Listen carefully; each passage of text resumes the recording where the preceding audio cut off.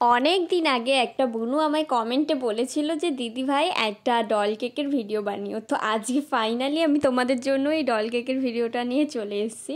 তো এটা একটা পিঙ্ক কালারের ওপরে আমি কেকটা করেছি। তো কাকুটা আমাকে খুব রিকোয়েস্ট করেছিল, কারণ কাকুটার খুব অল্প বাজেট ছিল, তাই জন্য আমাকে বলেছিল যে করে দিও আমার নাতনির জন্য করে দিও। তো কি আর বলবো, বলেছিলাম না একদিন যে কি আমার জন্য যে কাস্টমারের সেলিব্রেশন নষ্ট হবে সেটা আমি চাই না।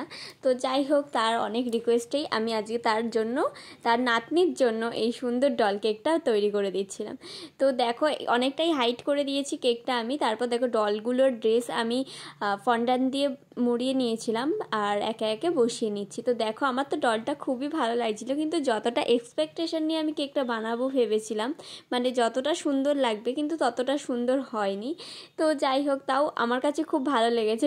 সব থেকে ভালো লেগেছে এই স্যাশেটা, দেখো কি সুন্দর করে আমি স্যাশেটা বসিয়ে নিয়েছি, তার উপর এই এডিবেল পার্ল কিছু একটা ছড়িয়ে দিচ্ছি যাতে লুকটা আরও খুলে যায়। তো এই হচ্ছে ফাইনাল লুকটা, আর আমি এই ক্যাটালগটা দেখে করার চেষ্টা করেছি। তো দেখো তোমরা কেমন লাগলো।